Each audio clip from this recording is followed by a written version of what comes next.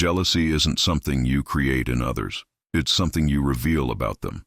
Most people believe envy is earned through success, beauty, or status. But that's not how the human mind actually works.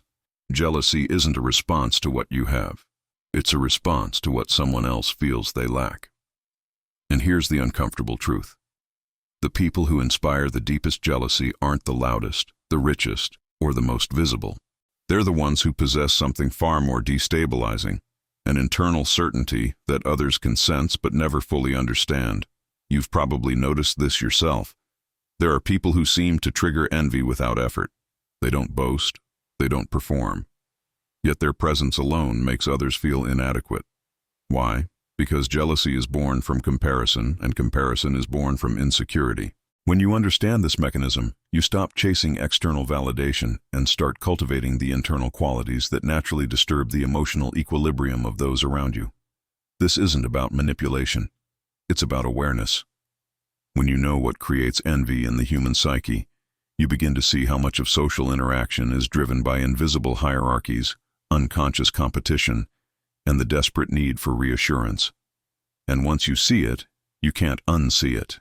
The 7 principles we're about to explore aren't tricks in the traditional sense. They're psychological patterns that expose the fragility of human ego. They reveal how people judge themselves through the lens of others, and how your internal state can become a mirror that reflects back their deepest insecurities.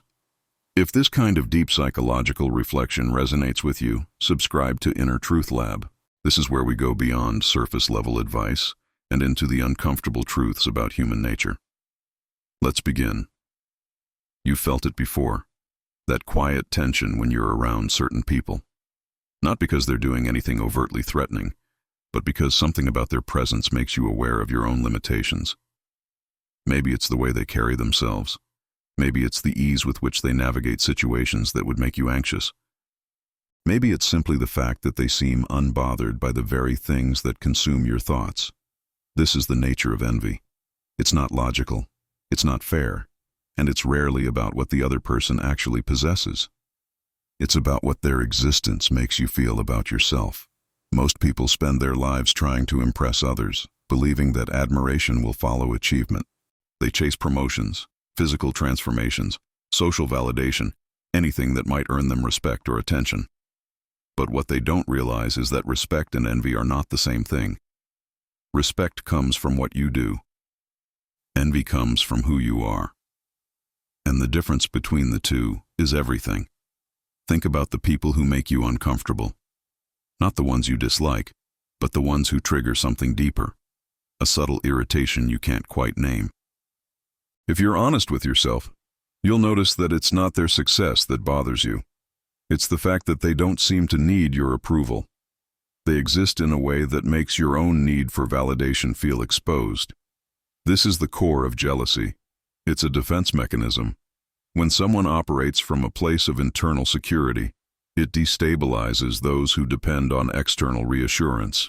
Their calm becomes a mirror, reflecting back the anxiety of everyone around them. And that reflection is unbearable. The tragedy is that most people misunderstand this dynamic entirely. They think jealousy is about having more. But it's not. It's about needing less. And that's why the people who inspire the deepest envy are often the ones who seem the least concerned with being envied at all. The philosopher Arthur Schopenhauer once observed that humans are driven not by the pursuit of pleasure, but by the avoidance of suffering. And one of the most persistent forms of psychological suffering is the awareness of our own inadequacy. We don't experience ourselves in isolation. We experience ourselves in relation to others. And that comparison is where envy takes root. Nietzsche went further, arguing that resentment, a deep, festering resentment, is born when people feel powerless to change their circumstances. Unable to elevate themselves, they instead seek to diminish those above them, either through criticism, sabotage, or silent judgment. Jealousy in this sense is not admiration, it's suppressed hostility. From a psychological perspective, envy is a signal. It reveals a perceived gap between who someone is and who they believe they should be. And the wider that gap, the more intense the emotional response. But here's what most people miss. The gap isn't measured by objective reality. It's measured by perception. Two people can have the same life circumstances and experience completely different levels of envy toward the same person, simply because their internal narratives are different. This is why jealousy is so unpredictable. It's not a rational response to someone else's success.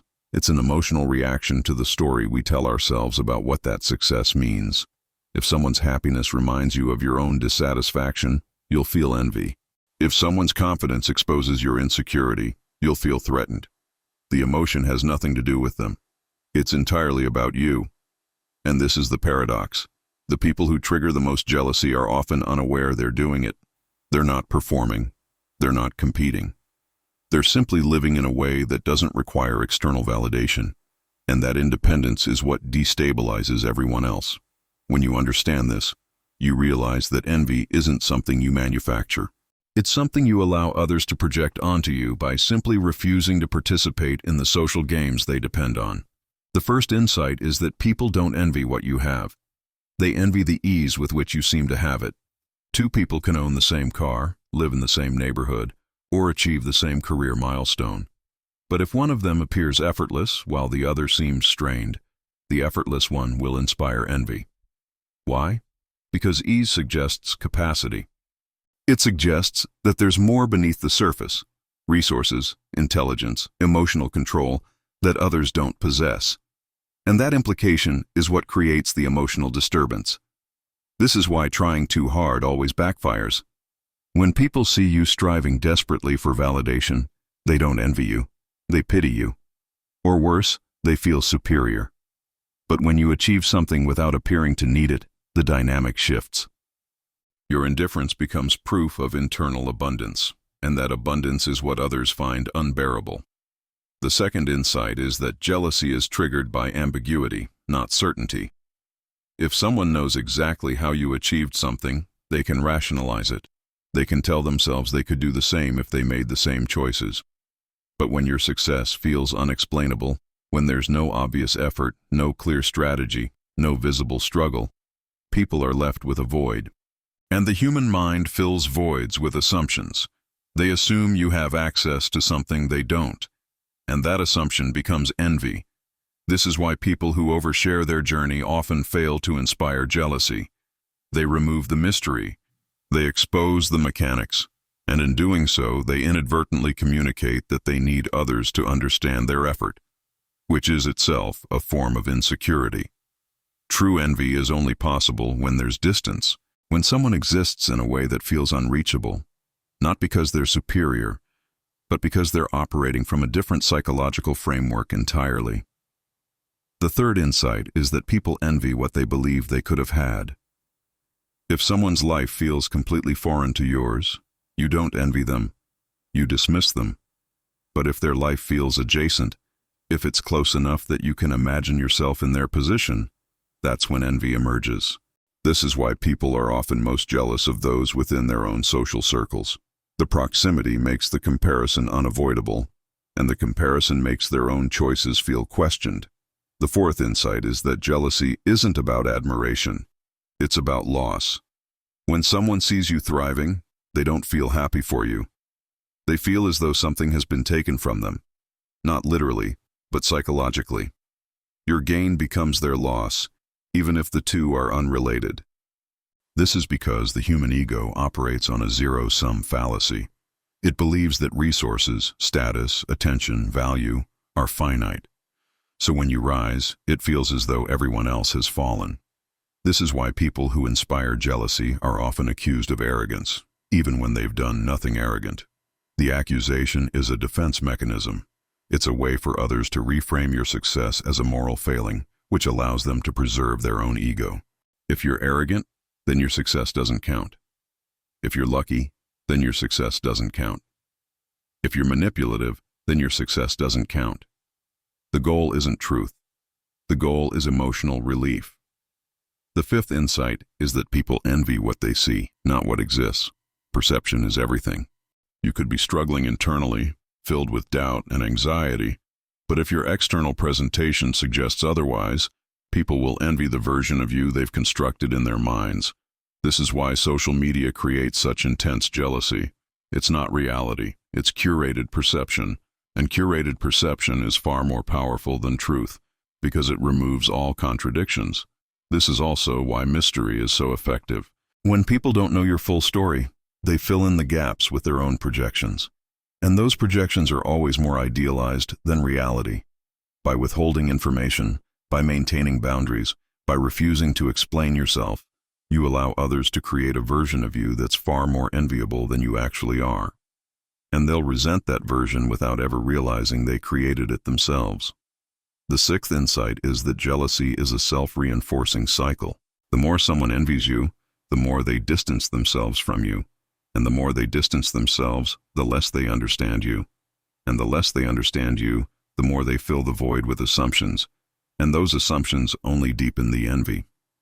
This is why people who inspire jealousy often find themselves socially isolated, not because they're disliked, but because their presence is emotionally exhausting for others to maintain. Understanding these principles changes you, not because you start manipulating others, but because you stop performing for them. You realize that jealousy isn't something you create through effort. It's something that emerges naturally when you stop seeking validation. And that realization is liberating.